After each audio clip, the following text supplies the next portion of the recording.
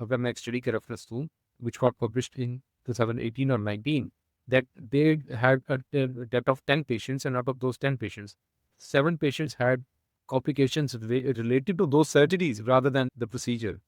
तो उन बचाव enormous, it's even not comparable to each other.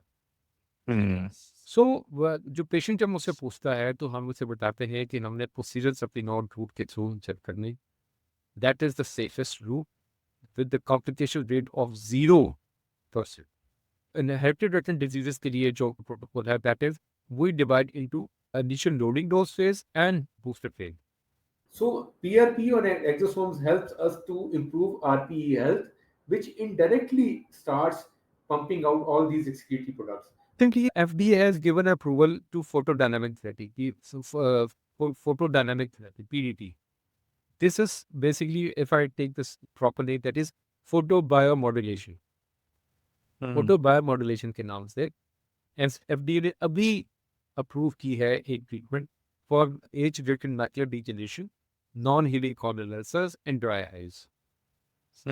For past 5 years, I would say that I was lucky that I got a bunch of people or a team which was working in a very ethical fashion. उन्होंने अपने आप को they or we are the first lab in Pakistan which got Healthcare Commission approval in Pakistan.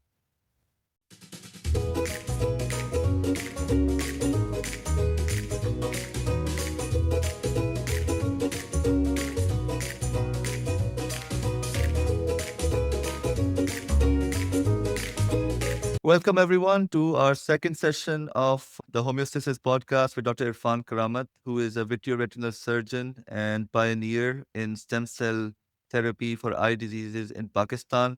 हमारे पहले session में we briefly shared the background knowledge about stem cells, और उसके अलावा जो regenerative treatments पाकिस्तान में यूज़ हो रही हैं, जो डॉक्टर इरफान करामत अपने पेशेंट्स के लिए यूज़ कर रहे हैं, including exosomes, PRP. So if you want to get that background knowledge, please listen to our previous episode with Dr. Irfan Karamat. अभी हम लास्ट चीज़ जो डिस्कस कर रहे थे वो स्टेम सेल ट्रीटमेंट का प्रोसेस, कैसे स्टेम सेल्स गैदर किए जाते हैं लैब के अंदर, और कैसे पेशेंट्स ऑटोलॉगस स्टेम सेल है जो उनकी अपनी बॉडी के अंदर से रिट्रीव किए जाते हैं, उसका क्या प्रोसेस है. तो doctor Irfan Karamat, thank you very much for joining us again. Thank you for your time. It is all mine. Building on to our previous discussion, एक दफ़ा ये ज़रा समराइज़ करें कि अगर एक पेशेंट आपके पास आता है और उसको रेटिना की या ऑप्टिक नर्व की कोई ऐसी बीमारी है जिसमें आप समझते हैं कि उसको स्टेम सेल ट्रीटमेंट की ज़रूरत है, और आज वो आपके क्लिनिक से ये रिकमेंडेशन लेके जा रहा है, तो what will the process look like for that patient? उसको कितने चक्कर लगाने पड़ेंगे स्टेम सेल के लिए, ट्रीटमेंट के लिए कितनी ट्रीटमेंट्स होंगी, किस तरह उसको इंजेक्ट किया जाएगा स्टेम सेल को? इस सारे प्रोसेस को ज़रा समराइज़ करें for someone who may be considering it. Sir, different aspects.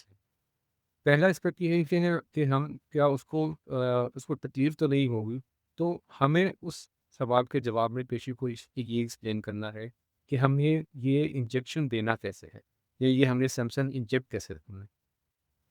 Stem cell inject करने के कई तरीके हैं, डिफरेंट रूट्स है. उनमें जो अगर हम उनको मैं एनुमरेट करूँ तो ये है जिसको मैं पहले अपनी ज़ुबान में जो टेक्निकल ज़ुबान में हम इंट्राविट्रल रूट कहते हैं, सब रेटिनल रूट कहते हैं, पोस्टीरियर सबपिनॉल कहते हैं, रिट्रोबल्बर कहते हैं. इंट्राविट्रल का या आईवी फॉर्म में कहते हैं. जो इंट्राविट्रल रूट है जिसका मतलब ये है कि हम आँख के अंदर जाएंगे. आँख के अंदर एक कैविटी है जिसको हम विट्रस कैविटी बोलते हैं. ऑपरेट होगा पेशेंट का, विट्रेक्टमी होगी, और विट्रेक्टमी करने के बाद हम सारे का सारा विट्रस रिमूव करेंगे, और फिर उसकी जगह पे फिर हमारी रिसाइन रेटना तक जाएगी, और रेटना पे फिर हम उस रेटनल कैविटी में एक सर्टेन अमाउंट ऑफ जो ड्रग है वो इंजेक्ट करते हैं. इसको हम इंट्राविट्रल रूट बोलते हैं. दूसरा रूट है सबटिनोल रूट. सबटिनोल रूट ये है कि आँख जो है वो 3 लेयर्स की बनी हुई है, जिसको हम स्क्लेरा, कोरल और रेटिना बोलते हैं. जो आउटर मोस्ट थिकन लेयर है वो है कोटिंग है वो स्क्लेरा की है. जितने भी प्रोसीजर्स होंगे, अगर हम स्क्लेरा को पेनिट्रेट करेंगे तो वो इंट्राऑक्यूलर सर्जरी में जाएंगे, और अगर हम स्क्लेरा को पेनिट्रेट नहीं करते तो जो भी प्रोसीजर हम करेंगे उसको हम एक्स्ट्रा ऑक्यूलर प्रोसीजर बोलेंगे. सो जब हम प्रोसीजर सप्टिनॉन की रूट की बात करते हैं तो it is an extra ocular procedure जिसमें स्क्लेरा के रूटिंग के बाद जो सबसे पहला आउटर मोस्ट होती है वो टीनोन की है, फिर कंजक्टिवा है। तो हम क्या करते हैं कि हम स्क्लेरा और टीनोन के दरमियान पोस्टीरियरली नीडल के थ्रू जाते हैं और जाके वहाँ पे स्टेम सेल्स या पीआरपी या फ्लूइड फॉर्म में इंजेक्ट, ये है पोस्टीरियर सब्टिनोन। उसके बाद है रिट्रोबल्बर कि हम थ्रू सॉफ्ट टिश्यू गए, यहाँ से मतलब हमने स्क्लेरा के साथ आई बॉल के साथ साथ एक रूप बनाया और सॉफ्ट टिश्यू के अंदर ऑप्टिक नर्व के करीब जाके जो पोस्टीरियर जो सॉकेट है ऑर्बिट की, वहाँ पे जाके हमने इंजेक्ट अगेन इस सॉफ्ट टिश्यू चूँकि फैट फैट्स होते हैं, वहाँ पे जो भी चीज़ इंजेक्ट होगी वो एज अ डेपोनेंट वहाँ पे रहेगी और वो ग्रेजुअली एब्जॉर्ब होगी, लेकिन वो उससे सप्लिमेंट रूप से ज़रा दूर और इसकी एब्जॉर्प्शन थोड़ी कम हो जाए, ये बार ज़्यादा पेनफुल भी हो। तीसरी है आईवी फॉर्म में। आईवी फॉर्म में है कि हम मोनोन्यूक्लियर सेल्स को सेपरेट करें और एक खास कंसंट्रेट जो है वो पीआरपी में मिक्स करके पेशेंट को ड्रिप की फॉर्म में इंजेक्ट करते हैं। उसके जो बड़े सवाल आते हैं कि क्या वो रेटिना तक पहुंचेगा? जी, जो एक्सोसोम्स हैं उनका टाइप जो है, मोनोन्यूक्लियर सेल्स जो उनका टाइप है, वो ब्लड रेटिनल बैरियर को क्रॉस कर सकता है और एक पास। हैविंग सेड दैट, जो हम रूट इस्तेमाल करते हैं वो उसे सप्टिनोन, क्योंकि जैसे मैंने पहले आगाह किया कि जो इंट्राविट्रल रूट है जिसमें हम विटेक्टमी करके आँख के अंदर जाते हैं, इसमें एटलीस्ट दो retina surgeries involve which is a massive invasion, which are very invasive surgeries। और उसमें उसमें इस रूट में जो नुकसान हो सकता है पेशेंट को, मतलब अगर खुदा न खास्ता, अगर फॉर एग्जांपल अगर मैं एक स्टडी का रेफरेंस दूं which got published in 2018 or 19, that they had a death of 10 patients, and out of those 10 patients 7 patients had complications related to those surgeries rather than the procedure। तो उन बचाव patients को तो उस complication, surgery की complication में problem थी rather than कि वो स्टेम सेल से बेनिफिट लेते। Gradually down the line with the passage of time जो रूट जो एस्टैब्लिश और मैच्योर होंगे, ये वो रूट होंगे जो सेफेस्ट होंगे। जो सेफेस्ट रूट की ऑप्शन है वो कुछ सब्टिनोन, जो एक्स्ट्रा ऑक्यूलर प्रोसीजर है, जो स्क्लेरा के साथ टिनोन और स्क्लेरा के दरमियान में नीडल के थ्रू के थ्रू इंजेक्ट कर दिया। It doesn't sound that fancy, that is the reason कि मतलब जो ईआर सर्जन हैं वो कहते हैं कि हमने तो कुछ किया नहीं, ऐसा अच्छा। नहीं। What we have to look at is the patient's benefit. अब आसान और अच्छे तरीके से हो जाती है, और इसका अगर बेनिफिट थोड़ा सा कम होता है अगर intravitreal, even then it is the best way to go. So risk versus benefit analysis में this is It's more huge, beneficial. enormous, it's even not comparable to each other। सो जो पेशेंट जब मुझसे पूछता है तो हम उसे बताते हैं कि हमने प्रोसीजर सप्टिनोन रूट के थ्रू चेक करनी, that is the safest route with the complication rate of 0%। Even there is not even a single case in my past 5 years experience. और प्रोसीजर सप्टिनोन तो हम वैसे भी यूज़ करते हैं यूवेटिस के पेशेंट में और मैकुलर एडीमा के पेशेंट, और पिछले 15 साल में मैंने कोई एक पेशेंट भी नहीं देखा प्रोसीजर सप्टिनोन ने एक भी कॉम्प्लिकेशन की। और अभी पिछले 5 साल में स्पेसिफिक कैंसर थी। हालांकि मैंने अभी एक स्टडी का जिक्र किया जिसमें मैंने आपको बताया कि 10 पेशेंट्स की केस स्टडी प्रोसीजर में कॉम्प्लिकेशन थे। सो पेशेंट को जो जवाब है कि क्या करना है, हमने प्रोसेस सप्लिमेंट यूज करना है, क्या सेफ है, इट्स 100% सेफ। ये एक सटल सी डिस्कम्फर्ट देगा for 10 to 15 seconds and that's it. Other जब आप ब्लैक में एक इंजेक्शन लगवाने जाते हैं और ये उस तरह का प्रोसीजर हो, आँख के अंदर होगा नहीं, आँख के अंदर नहीं होगा, ये आँख पे बाहर रहेगा।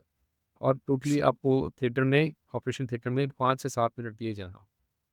अच्छा, वो जी बिल्कुल, सिर्फ 5 से 7 मिनट का प्रोसीजर। 5 से 7 मिनट का प्रोसीजर टोटली। अच्छा। अच्छा, एक बात।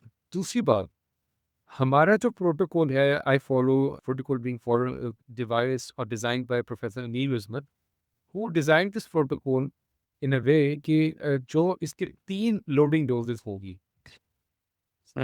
जो भी इंजेक्शन हम देंगे Just to इसकी 3 clarify before you loading doses. discuss the details, just to clarify, ये सारी स्टेम जी सेल ट्रीटमेंट्स के लिए, चाहे जो भी अंडरलाइंग बीमारी है, चाहे रेटिना का प्रॉब्लम है, चाहे ऑप्टिक नर्व का प्रॉब्लम है, ये प्रोटोकॉल सारी डिजीजेस के लिए है या आप किसी खास एक डिजीज, पर्टिकुलर डिजीज की बात कर रहे हैं इस वक्त?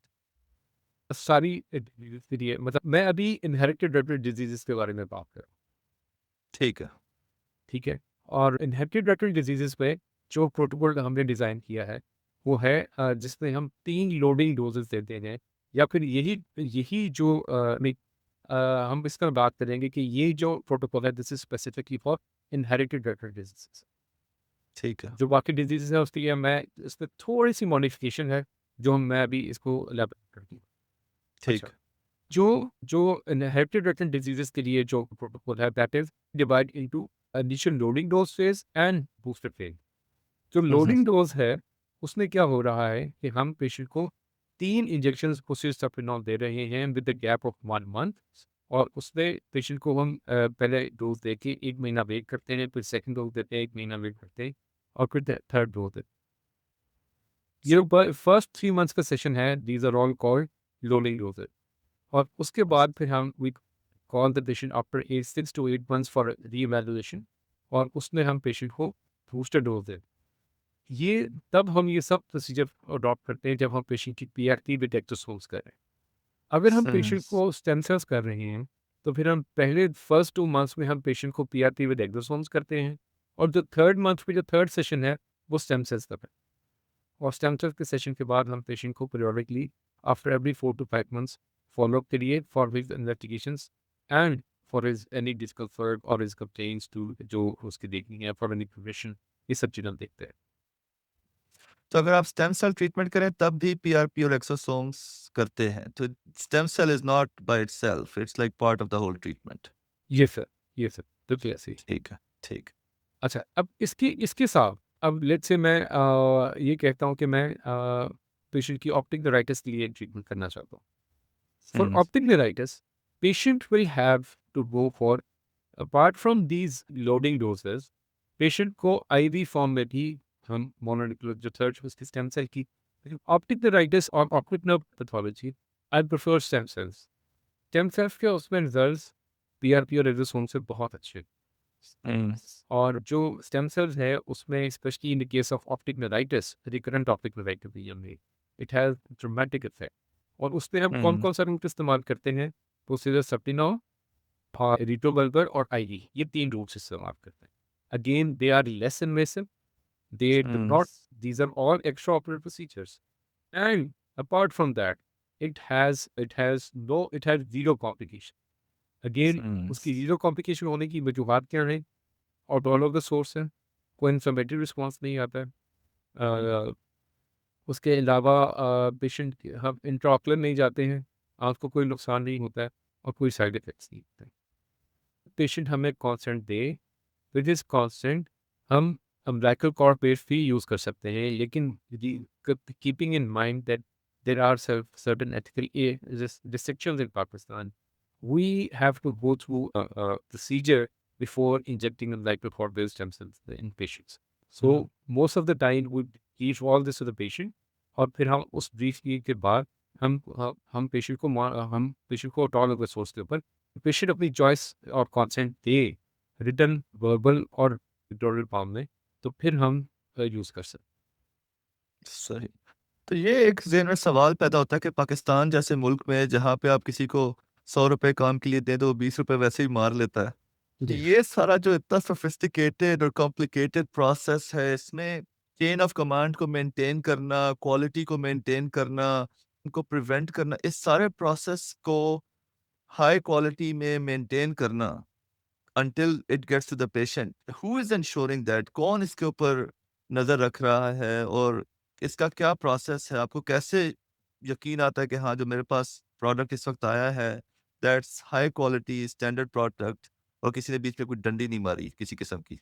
सर आपने ये बड़ा मज़ेदार सवाल पूछा रीज़न बीइंग कि इस वक्त बहुत सारे for example fluorescing stem cell थी और रिजेनरेटिव थेरेपी के दे आर द डॉपोसिस एस्थेटिक्स हुँ, एस्थेटिक्स में एंटी एजिंग पे और एज रिवर्सल पे बहुत हुँ, जगह पे काम हो रहा है और it's true that there is nobody here जो इस चीज़ को इंश्योर करे कि जो चीज़ आप ऑफर कर रहे हैं पेशेंट्स को उसके वो वाकई ही वो चीज़ है या फिर वाकई ही वो उसके कुछ काम वो है जो सिर्फ उसके ऊपर साथ है कुछ लिखना ही काफ़ी समझ जाता है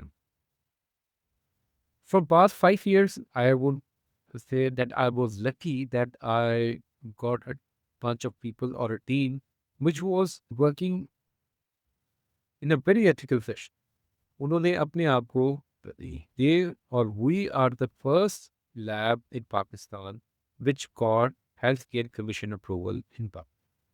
So I say it with a lot of confidence and with an authority कि हमारी लैब इस वक्त पाकिस्तान की एक लैब है जो हेल्थ केयर कमीशन से अप्रूव, इसके अलावा पाकिस्तान की कोई लैब हेल्थ केयर कमीशन से इस वक्त अप्रूव एक Would you like to share the name of the lab? भी डिज़ाइन की वो फारूक हॉस्पिटल DHA में लैब हुई डिज़ाइन की और उस लैब में again we our first priority was to get it registered through health care commission और हेल्थ केयर Nice. कमीशन में हमने उसको अप्लाई किया और शायद आने वाले 1-2 हफ्तों में we get its approvals as well. So these are two सही. लैब्स जिसके साथ I find myself lucky कि मैं इन दोनों के साथ अटैच्ड हूँ और ये became a part of this team. अब Mm. इसमें काम करने वाली टीम जो है, if I would love to take their names, doctor Shivad Anwar, doctor Hamad Anwar, they are pioneers and authority in their field. Doctor Shivad Anwar Mm. वो ने पाकिस्तान में रीजनरेटिव थेरेपी को इंट्रोड्यूस करवाया. Doctor Jaikam Abbas is the professor of biology and molecular genetics. He has done his post-dock from Indian and expertise है वो exosome production और stem cell regeneration और he is working as professor in Punjab university of Department of Molecular Biology and Molecular Genetics. So a learned Mm. person who is there to manage our lab in Keep the an eye most on that. authentic way, जो आप Mm. कह सकते. ये वो लोग हैं जो अपने काम के ऊपर अपनी ग्रिप भी रखते हैं और फिर हमें वो प्रोडक्ट तैयार करके देते हैं कि जो वाकई ही जो Standard ऑथेंटिक के. भी हो और उसके साथ साथ उसमें कोई प्रॉब्लम भी. अच्छा, जब एक चीज़ तैयार हो जाती है, for example we prepared stem cell colony, ये जो कॉलोनी है इसमें अब पेशेंट को इंजेक्ट होने से पहले एक सर्टेन टेस्ट से गुजर. For example Mm. Again I would take another name, एक फैक्स मशीन है. वंडर फैक्स टू फैक्स के ऊपर हम चीज़ रखते हैं, वो क्या करती है कि वो हमें सेल काउंट बताती है, सरफेस मार्कर्स को आइडेंटिफाई करती है. स्टेम सेल्स के सबके अपने अपने सरफेस मार्कर्स हैं, CD9, Mm. CD24, CD35, CD135. जो लोग इस चीज़ को जानते हैं वो जब मैं ये नाम दूंगा तो वो समझते होंगे कि मैं क्या कह रहा हूँ. ये वो सरफेस मार्कर्स हैं जो स्टेम सेल्स की ऑथेंटिकेशन करते हैं कि जी ये स्टेम सेल के ऊपर ही ये मार्कर्स हो सकते हैं. अगर ये मार्कर्स प्रेजेंट हैं तो ये सेल सेल हो. This machine takes a cell count of that sample which you put on that sample. और वो क्या करती है Mm. कि हमें फॉर एग्जांपल कि अगर ये वाला मार्कर है तो ये बैटल पॉट पेस्ट है, ये वहाँ तो हमें उससे सेल की हेल्प और नंबर दोनों पे ऑथेंटिकेशन आ जाए. So. So we have designed a lab under Mm. supervision of authentic and the supervision of authority जो ना सिर्फ इस चीज़ का ख्याल करती है कि हम अच्छी चीज़ बना रहे हैं बल्कि उसको थ्रू सर्टेन इन्वेस्टिगेशंस भी ऑथेंटिकेट और फिर हम वो Authenticate. चीज़. चलें, this is very important to know कि जो लोग इस तरह की ट्रीटमेंट करा रहे हैं या स्टेम सेल्स वगैरह रिट्रीव कर रहे हैं या अपने किसी फैमिली मेंबर का इलाज करा रहे हैं, तो वो किसी ऐसी लैब से स्टेम सेल्स एक्वायर करें जो कि हेल्थ केयर कमीशन से अप्रूव्ड जी हो. जी जी ऐसी किसी रैंडम लैब से जाके कराने से बेहतर है कि किसी ऑथेंटिकेटेड लैब से कराएं.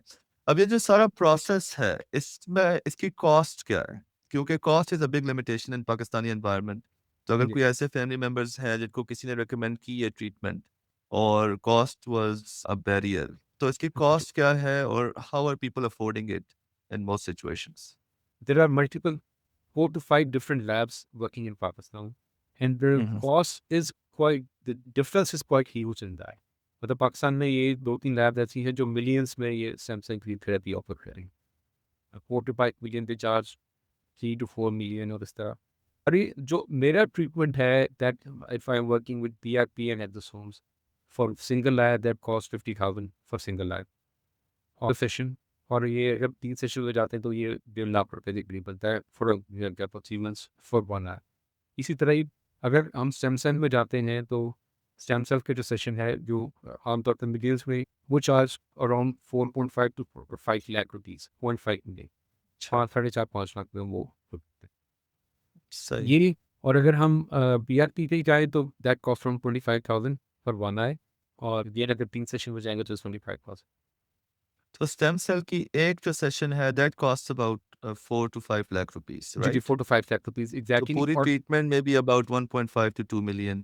No sir, as I just mention कि जब हम स्टेम सेल का करते हैं ट्रीटमेंट तो उसमें एक सेशन स्टेम सेल का होता है, बाकी जो 2 सेशंस हैं that is clear in the अच्छा, उसमें you don't have to worry about the so stem the cells। Total cost would be around 5.5 to 6 lakh rupees. And this is affordable, this is not हाँ जी। something के specially अगर इसका मतलब है कि आपका जो विजन है वो मेंटेन रह सकता है। जी, जी। Can you share some success stories with us, कुछ ऐसे पेशेंट्स जो आपने ट्रीट किए हों और उनके results, can you share some results with us ताकि बिल्कुल जिन सर, लोगों ने ये ट्रीटमेंट करानी है उनको कुछ होप मिल सके।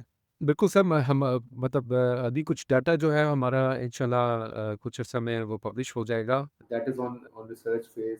जो हम ऑनगोइंग स्टडीज चल रही हैं वो hmm, PRP for patients of inherited retinal diseases. और हम्म, जो दे- एक स्टडी ये चल रही है, दूसरी स्टडी जो हमारी चल रही है वो इस पे चल रही है stem cells for inherited retinal diseases. और जो फोर्थ स्टडी है वो चल रही है for ocular surface disorders, corneal hmm. Disorders के ऊपर। if you would, I would request you to share a slide जी, I have your of slides up there, कौन सी Jiri. Slides? Go back. Jiri, if you go on slide 26.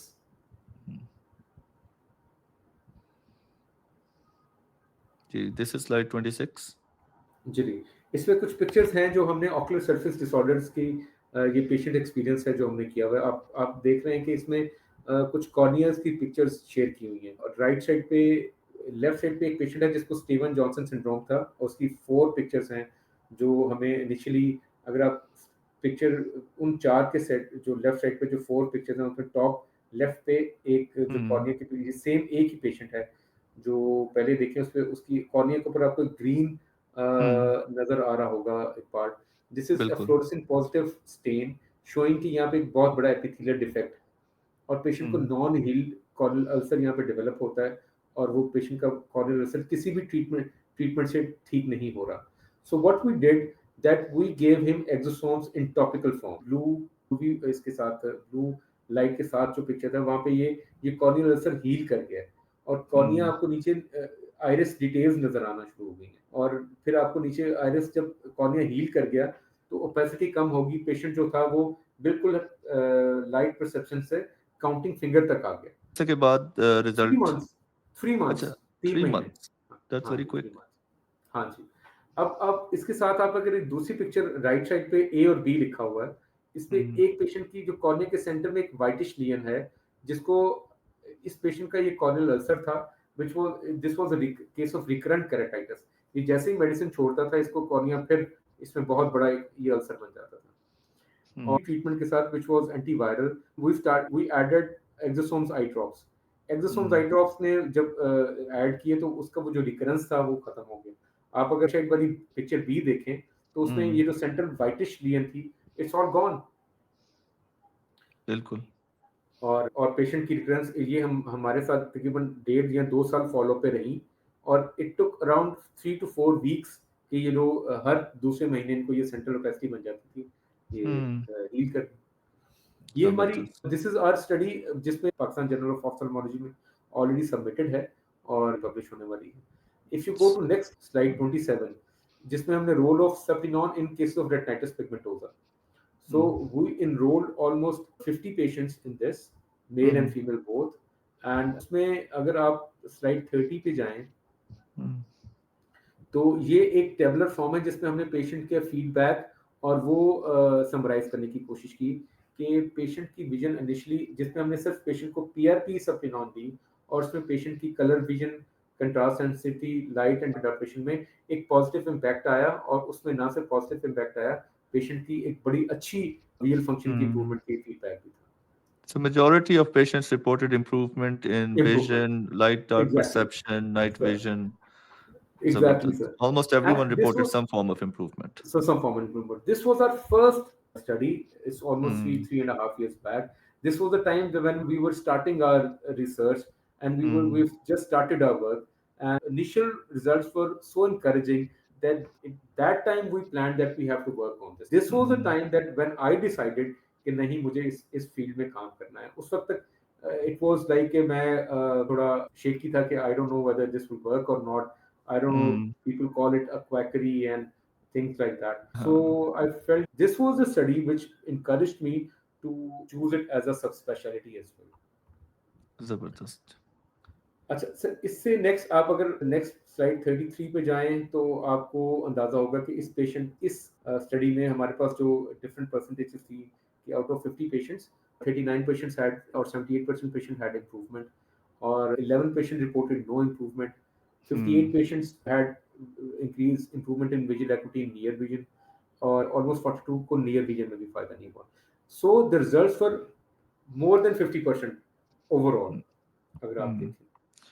And these are after PRP sessions, not Just after. PRP sessions. No. It's just PRP sessions. Now, the third study on page 35, on slide 35, that was peripheral blood-derived mononuclear cells in patients of retinitis pigmentosa.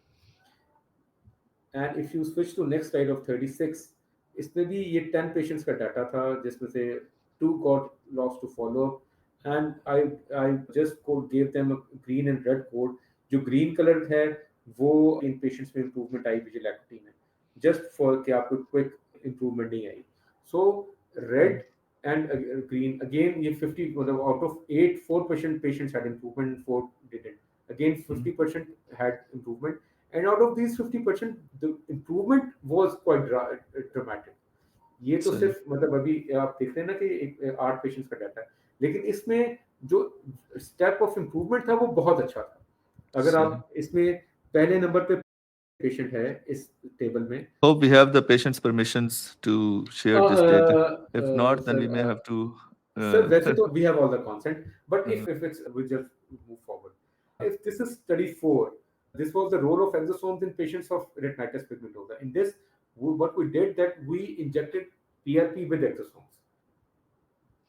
सही. In this study, again, results were quite encouraging. This is an ongoing study जिसका data भी publish को compile कर रहे हैं.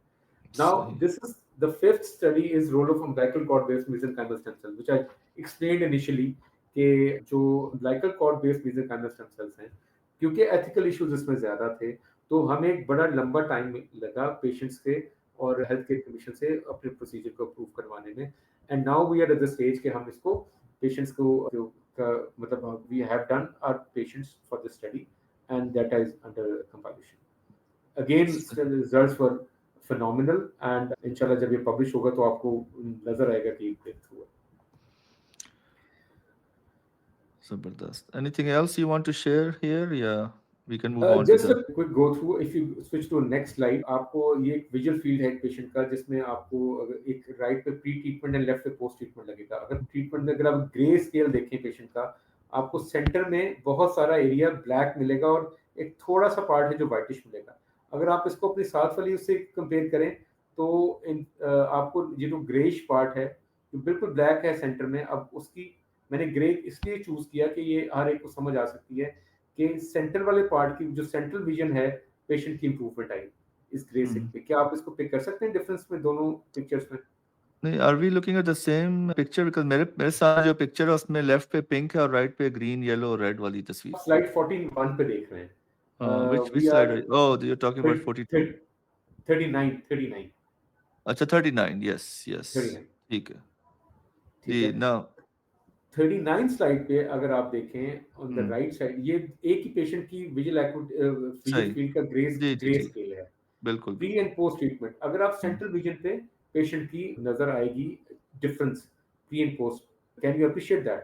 जी बिल्कुल. I can see दो जो चेक मार्क्स हैं वो ज्यादा हैं पोस्ट ज्यादा है सर. दैट जी. दो चेक मार्क्स सिग्निफाई कि पेशेंट को सेंटर में उस फील्ड में नजर आना शुरू हुआ है, वरना it was all black initially. Now if you switch to slide 41, तो स्लाइड 41 पे हैं तो आपको लगेगा कि ये जो एक ETDRS chart ETDRS chart tells ही है माइक्रोस्कोपिकली. अगर हम राइट पे देखें जो पिंक कलर का है और सेंट्रल जो एक चेकर बोर्ड बना हुआ है उस पे 160 माइक्रोन लिखा हुआ है. Can you appreciate that? जी बिल्कुल. और अगर आप जो पोस्ट ट्रीटमेंट है उसमें जो एक ETDRS चार्ट बना है और जो सेंट्रल है जो उसमें 210 है। 210 सो लिखा हुआ बिल्कुल। जी, जो there was a change of 50 microns thickness in a patient जिसकी वो 10 लेयर्स एट्रोफिक होके, जब ये रेटिना एट्रोफिक होता है तो ये थिन होना शुरू हो जाता है और थिन हम्म, होते होते बिल्कुल ये 100 माइक्रॉन से नीचे चला जाता है। सही। तो वी वी परसीव और वी थिंक कि ये जो थिकनेस इंप्रूव हो रही है, ये जो आउटर न्यूक्लियर लेयर है जिसमें रॉड एंड कोन्स के न्यूक्लियर पड़े हुए हैं, उनकी थिकनेस इंप्रूव कर रही है और उनका फंक्शन इनडायरेक्टली इंप्रूव कर रहा है। सही। So there are multiple examples which tells us कि thickness बढ़ी, visual function improve किए और things like that. Now if you switch to slide 44, hmm, in slide 44 it's a picture of OCT scan which shows us a subretinal deposit. अगर जिसको मैंने red एक circle किया हुआ है लेफ्ट साइड वाली ट्रीटमेंट में, आपको एक वाइटिश सबरेटिनल डिपॉजिट नजर आ रहा होगा जी बिल्कुल, जो डार्क प्री वाइट। हाँ जी। जो डार्क वाइट है। और अगर आप पोस्ट ट्रीटमेंट में देखें तो ये डार्क वाइट पार्ट काफी हद तक कम हुआ है। ये बिल्कुल। वो एक्सक्रीटरी प्रोडक्ट्स हैं जो रॉड एंड कोन्स पर एक्सक्रीट कर रहे होते हैं और आरपी का फंक्शन ये है कि वो इनको डिस्पोज ऑफ करे। लेकिन जब आउटर रेटिनल लेयर या आरपी का फंक्शन प्रॉपर नहीं कर रही होती तो फिर क्या हम्म, होता है कि ये जो वेस्ट प्रोडक्ट्स हैं यहाँ पे डिपॉजिट होना शुरू हो जाते हैं। So PRP on exosomes helps us to improve RPE health, which indirectly starts pumping out all these excretory products, which is evident on this OCT scan as well. अगर आप इसको हम्म, appreciate कर सकें। बिल्कुल So बिल्कुल।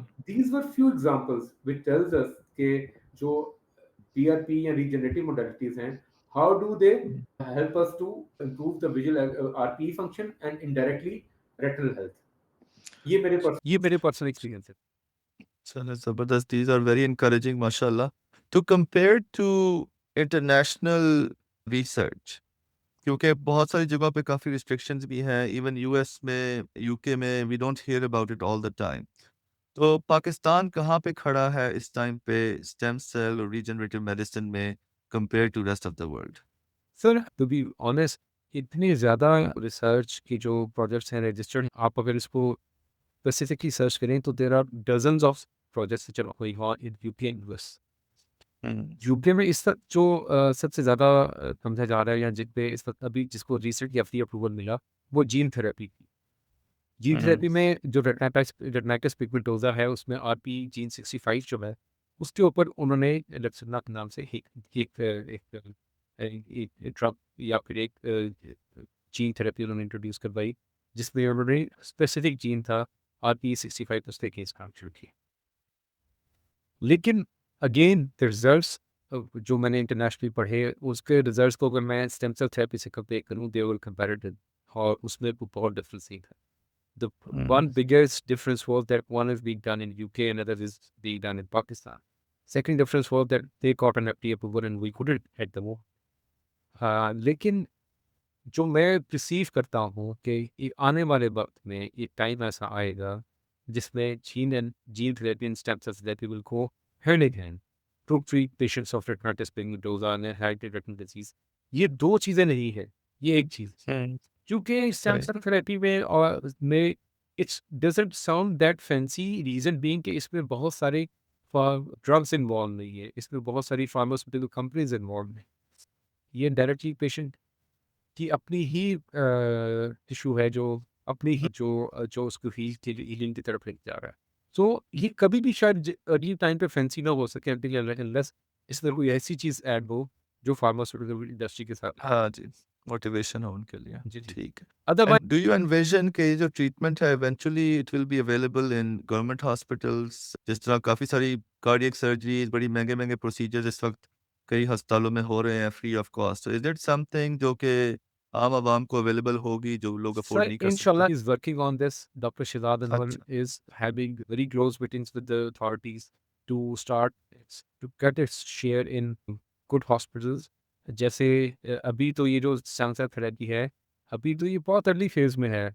इंशाल्लाह एंटी कैंसर सेल्स जब हमने इस पे जब कोई सक्सेस अचीव कर ली, तो शायद ये जो कीमो रेडियो की लंबी लंबी उसके ऊपर चल रहे हैं, वो इसमें से निकल आएगा और इंशाल्लाह इंशाल्लाह अगर हमें मौका मिला तो हम इसमें बहुत सारे जैसे PKNI है, जैसे रिसेंट गवर्नमेंट ने अभी हॉस्पिटल कैंसर हॉस्पिटल शुरू किया। उसमें अगर हमें मौका मिला तो इंशाल्लाह हम उसमें ये डिपार्टमेंट्स एस्टैब्लिश करने की कोशिश कर भी रहे हैं और करेंगे। ज़बरदस्त। तो अभी तो सारी आपने अच्छी-अच्छी बातें बता दी स्टेम सेल के बारे में और इम्प्लीमेंटेशन के बारे में। लेकिन आपने ट्रेनिंग ली टर्की में विट्रोरेटिनल की, फिर बाकी जो बाहर से जो लोग आए हैं, इस वक़्त पाकिस्तान में ये इम्प्लीमेंट करने की कोशिश कर रहे हैं। तो पाकिस्तान में इम्प्लीमेंटेशन में आपको किस तरह की मुश्किलात का सामना करना पड़ा या एवरीवन वाज़ वेरी वेलकमिंग कि आएँ जी करें, आपके लिए रेड कारपेट हम बिछाते हैं।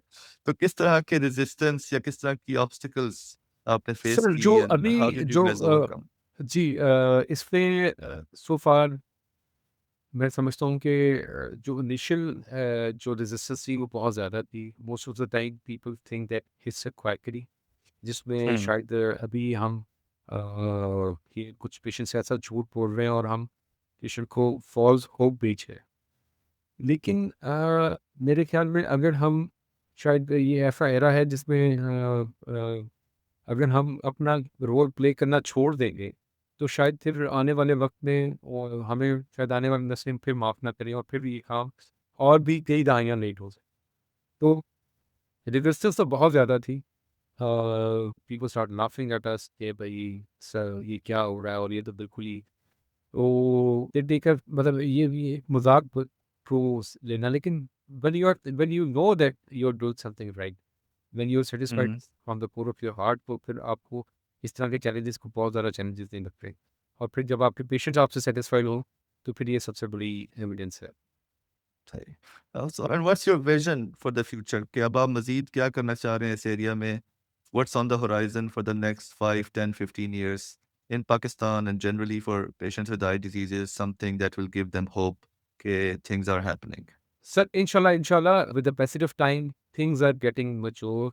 आहिस्ता-आहिस्ता चीज़ों में इतनी अच्छी मैच्योरिटी आ रही कि हुँ, हमारे अपने प्रोसीजर्स ही इतने अच्छे मैच्योर हो रहे हैं और इंशाल्लाह हम कोशिश ये कर रहे हैं कि हम अपनी फैसिलिटी अच्छी कॉस्ट और मुनासिब कॉस्ट पे जो पेशेंट की हुँ, अफोर्डेबिलिटी में हो। और हम हर अभी we are working on in Lahore at the moment, we want to reach the patient which is not in ला which can not come to Lahore. तो हम चाहेंगे कि हम उनके मतलब हर मेन सेंटर में, हर अच्छे या बड़े शहर में हो हमारे सेंटर, ताकि पेशेंट की एक्सेस कंफर्टेबल हो और हम अपने ही प्रोसीजर्स को अभी आने वाले 10 सालों में और मैच्योर करें, अपने अपने डाटा को इंटरनेशनली प्रेज़ेंट करें, अपने एसओपीज़ को और प्रोटोकॉल्स को और रिफ़ाइन करें और पेशेंट की एक्सेस में, इंशाअल्लाह। तो आपका अपना ये जर्नी कैसा रहा स्टेम सेल ट्रीटमेंट में आने का और जो फ्यूचर में जो लोग आपके फुटस्टेप्स को फॉलो करना चाहते हैं ऑप्थेल्मोलॉजी में, विट्रोरेटिनल सर्जरी में और स्टेम सेल ट्रीटमेंट में, आप उनको क्या एडवाइस करेंगे? Is it something that's worth it? So definitely this area needs a lot of research and good people. We need hmm, to sit down and we have to add a lot of intelligent people in this field ताकि इसमें हम आहिस्ता आहिस्ता आहिस्ता से grow करें। और आने वाले वक्त ये मेरी एडवाइस होगी अपने दोस्तों से, अपने जूनियर्स के साथ, कुलीग्स को कि वो इस सब स्पेशलिटी को ज़रूर, जैसे ऑप्थेल्मोलॉजी के बाद मैंने विट्रोरेटिना में स्पेशलिटी कोलैबोरेट करें अपनी अपनी स्पेशलिटीज़ के साथ। ग्लूकोमा में, ऑक्यूलर सरफेस डिसऑर्डर्स में, ओकुलोग्राफी में, जो एस्थेटिक्स है, ऑक्यूलर एस्थेटिक्स है उसमें। और ना सिर्फ ये बल्कि बाकी फील्ड्स में भी इसको जो जूनियर्स हैं उनको अपनी-अपनी फील्ड के साथ इसमें मतलब सर्टिफिकेशंस देनी चाहिए, रिसर्च करनी चाहिए और उसको कोलैबोरेट करना चाहिए अपनी फील्ड के साथ। क्योंकि ये वो फील्ड है जो आने वाले वक़्त में हर फील्ड के अंदर इसका एक बड़ा पार्ट एंड पार्सल हो, इंशाल्लाह। हुँ, सही। ये चीज़ मैं हर स्पेशलिस्ट से पूछता हूँ कि जब आपके पास रेफरल आते हैं फ्रॉम जनरल फिजिशियंस या जनरल ऑप्थेल्मोलॉजिस्ट, कौन-सी चीज़ आप यू विश कि यार काश वो ये ना करते या ये कर देते, तो मेरे लिए ट्रीटमेंट आसान हो जाती या मरीज़ का प्रोग्नोसिस ज़रा बेहतर हो जाता, तो मिस्टेक तो I could have done much better job for the patient. तो फिर इसमें ज़रा मैं अगर हम इस सेंसर थेरेपी से ज़रा हट जाएँ और इससे एक ओवरऑल बात करें हुँ, तो हुँ। वो साथ में कुछ जगह ऐसी हैं जिसमें आज स्पेशलिस्ट ऑप्थेल्मोलॉजिस्ट का रोल बहुत ज़्यादा नहीं है। रिमोट एरियाज़ ऐसे हैं जहाँ पे आई हुँ, स्पेशलिस्ट की फैसिलिटी ही अवेलेबल नहीं। और जो जीपीज़ हैं, जो सेंट्रल एमडी के इंस्ट्रक्टर्स हैं और जो मतलब वहाँ पे जो केयर प्रोवाइडर्स हैं, वो आई को बहुत लाइट लेते हैं और वो उसपे उन्होंने 1 या 2 आई ड्रॉप्स याद कर रखे होते हैं जो हर सिर प्रॉब्लम में उसी को ही समझते हैं कि अगर इसकी आँख में दर्द है, अगर उसकी आँख में कोई ज़ख्म बन गया है, कॉर्नियल हो गया है, कैटरेक्ट हो गया, ग्लूकोमा हो गया है, तो वही 2 ड्रॉप्स पी के पेशेंट को फिर खत्म हो। I suggest और I request to all the members of our community कि अपनी-अपनी जगह पे जहाँ पे आपको लगे कि ये प्रॉब्लम मुझे नहीं समझ आ रही है, पता नहीं चल रहा है, try to refer that rather than keeping him to or just keep on advising him certain eye drops जो उसके फ़ायदे के नहीं है, जिनको आप समझ नहीं आ रहे. The day you do not understand the problem of the patient, just learn to refer that rather than delaying it. सही, सही। तो ये आपकी स्पेशलिटी से बहुत नीचे का सवाल है, मे बी जनरल ऑफ्थेल्मोलॉजिस्ट के लिए या आपके स्टैंडर्ड का क्वेश्चन तो नहीं है, लेकिन just for knowledge of common people, क्योंकि इस तरह के क्वेश्चंस आजकल इंटरनेट पे बहुत पूछे जा रहे हैं और बहुत से लोग जवाब दे रहे हैं कि ये खा लें, ये जूस पी लें, ये एक्सट्रैक्ट कर लें, केला, खीरा, हर चीज़ मिक्स करके तो आपका दिमाग अच्छा हो जाएगा, आँखें अच्छी हो आँखों के लिए specifically, anything people can do at home as far as the diet and lifestyle is concerned to maintain healthy vision. बाकी जो जेनेटिक प्रॉब्लम्स हैं, अनअवॉइडेबल चीज़ें हैं, वो तो हैं। जी, anything that people can do at home, जो आप समझते हैं कि एविडेंस बेस्ड कुछ सजेशंस हैं, जो आम अहमद लोग भाई यूज़ कर सकते अहमद भाई इसका तो एक एक जवाब तो इसका बहुत छोटा है लेकिन इसके साथ मुझे आप एक बात बड़ी मज़ेदार याद है जो मैं यहाँ पे शेयर करना चाहूँगा। गुड जो वेजिटेबल्स हैं, फ्रेश हैं? Hmm, vegetables, green vegetables, they have certain multivitamins and minerals जो आँखों के लिए अच्छे होते हैं। लेकिन ये ज़रूरी नहीं कि आप सब वक़्त ये खाएँ। विटामिन ए और इनसे तो बड़ी थोड़ी क्वांटिटी हमें चाहिए होती है आँखों में और अगर आप 10-15 दिन में या हफ़्ता 10 दिन के बाद अगर कुछ सैलेड ले लेते हैं that would be enough. Having hmm, said that एक अभी बड़ा इंटरेस्टिंग चीज़ मैं आपसे शेयर करूँगा। ये तो इस बात का जवाब था लेकिन 1-2 मिनट में आपकी और लूँगा। Recently, FDA has given approval to photodynamic therapy, photodynamic therapy, PDT. This is basically, if I take this properly, that is photobiomodulation. Hmm, Photobiomodulation के नाम से FDA ने अभी अप्रूव की है एक treatment for age related macular degeneration, non healing corneal ulcers and dry eyes. Hmm, what is photobiomodulation? Photobiomodulation ये है कि एक स्पेसिफिक वेवलेंथ की जो लाइट है वो उससे आंखों को एक्सपोज किया जाता है और एएमडी है रेटिना के ऊपर, ड्राई एएमडी या ज्योग्राफिक एट्रोफी रिड्यूस होना शुरू हो जाती है और उसकी ड्राइनेस आंखों की कम होती है या कॉर्निया के ऊपर जो नॉन हीटिंग अल्सर्स हैं वो बेहतर होना शुरू हो जाता है। आपको याद होगा बचपन में हमें अक्सर कहते थे कि जी आप बाहर निकले और सब्जा देखें, तो आपको याद है ये बात कि हुँ, हमारे बुजुर्ग कहा करते कि कहते थे कि आँखों को बड़ा ये आँखों की तरावत तरावत आँखों की तरावत के लिए तरावत करना। सही है। अच्छा, सो वो सब्ज़े में मुझे वो वेवलेंथ है। जी असल में वो स्पेसिफिक वेवलेंथ है जो इन चीज़ों को हुँ, करिए, if you are getting my point. जी, तो जी, मैं जी। समझता हूँ कि और उससे बहुत सारे लोग कहते थे नहीं ये बिल्कुल ये एक मतलब फॉल्स परसेप्शन है जी, ये कुछ नहीं है। अब चूँकि एफडीए ने इसको अप्रूवल दे दिया है, तो अब ये एक प्रॉपर फिल्म मॉड्यूलेशन है। दिस इज़ अ थेरेपी जिसके सेशंस होते हैं and it cost quite a money और इसकी जो हुँ, मशीन है वो भी सिर्फ़ अमेरिका में अवेलेबल और स क्या और क्या गाजर का जूस पीने का कोई फ़ायदा है कि नहीं? जी मैं फिर मतलब छोड़ दूँ? मैं छोड़ दूँ?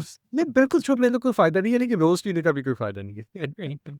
अच्छा, मुझे तो कई साल हो गए गाजर का जूस पिए लगा, मैं कहा चलो बच्चों को कोई बंदा ज़बरदस्ती कभी-कभी पिला।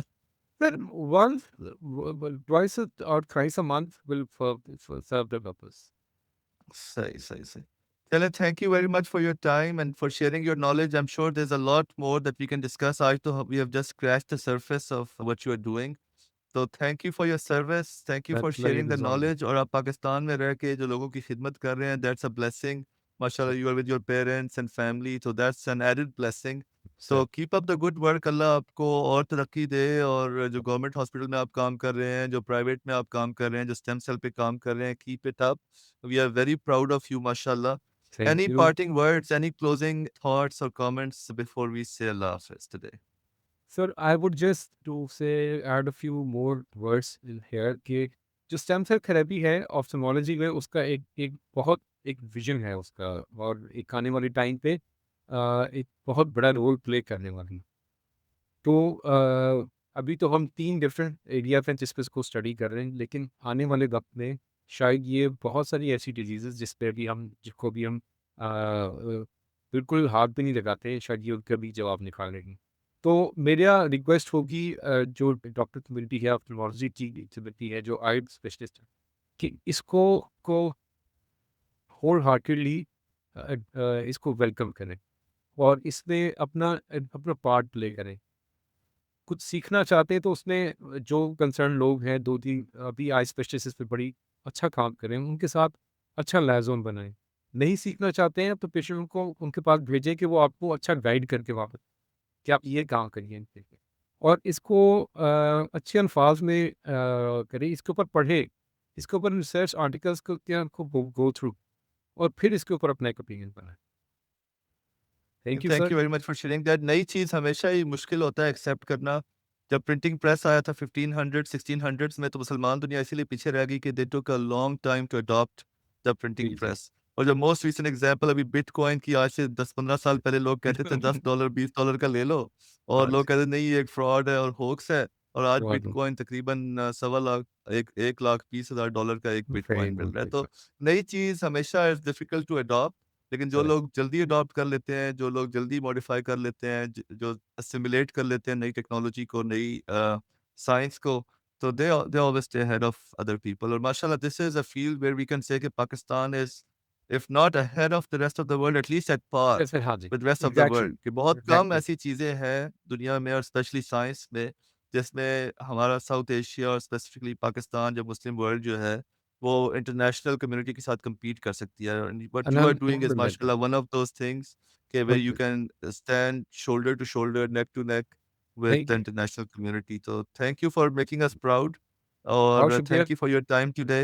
Inshallah we'll बहुत stay in शुक्रिया। touch. अगर आपने हमें फ्यूचर में इंशाल्लाह, भी टाइम दिया तो we will discuss some other eye conditions, और आपका जो विजन है इंशाल्लाह, फ्यूचर के लिए उसको डिस्कस सर करेंगे। इंशाल्लाह। For I for really our enjoyed listeners, हाँ जी, me too. Definitely it was good talking after a long तरीका भी कुछ अर्सा पहले हमने एक लंबी गपशप की। बिल्कुल, बिल्कुल लेकिन इस तरह की फॉर्मल गपशप हमारी कम ही हाँ, होती है। हाँ, तो इट वाज़ अ प्लेज़र। तो हमारे जो लिसनर्स हैं, if you found some value in it, please subscribe the क्या yes sir. Site and prescribe our channel. हमने मेडिसिन से थोड़ा-सा हमने देखा ना, इसको टच दिया है कि please site and prescribe our channel. और अगर आपकी फैमिली में कुछ ऐसे लोग हैं जिनको आई के प्रॉब्लम्स हैं, तो उनके साथ आप ये वीडियोज़ शेयर करें। और doctor Irfan Kamat, before you leave I forgot to ask, अगर इस पॉडकास्ट को सुनने के बाद someone wants to see you और आईज़ का चेकअप कराना चाहता है, या दे वांट टू सी कि उनका कोई विज़न लॉस है, कोई ऐसी बीमारी है which is probably treatable with stem cells या पीआरपी या एक्सोसोम ट्रीटमेंट जो आप कर रहे हैं। तो what's the best way to get in touch with you और योर टीम, ताकि वो आपके साथ अपॉइंटमेंट लेके आपको दिखा सकें? सर मैं I practice in Ibrahim eye centre जो लाहौर में है, और जो कॉन्टैक्ट डिटेल्स हैं, if you want to I can share it with you. It's जो हॉस्पिटल कॉन्टैक्ट है, दैट इज़ फ़ोन नंबर है, that is 00033150164। Or if somebody wants to come contact us through phone, or if somebody wants to email us, drirfankaramat@gmail. ठीक है, और ये information, हम जो formal information है वो यूट्यूब के अंदर कमेंट सेक्शन में भी शेयर कर देंगे। So if someone wants to get in touch with you doctor Irfan Karamat, और they want to benefit from your expertise, तो होपफुली इंशाल्लाह they can get in touch with you. So, take care, अपना बहुत ख्याल रखिएगा। थैंक यू वेरी मच बहुत for your time today. Thank you listeners for staying tuned. It was a long podcast, but I'm sure it's very helpful for people who are dealing with eye diseases or who want to learn more about eye diseases. अपना ख्याल रखिएगा। अल्लाह हाफ़िज़।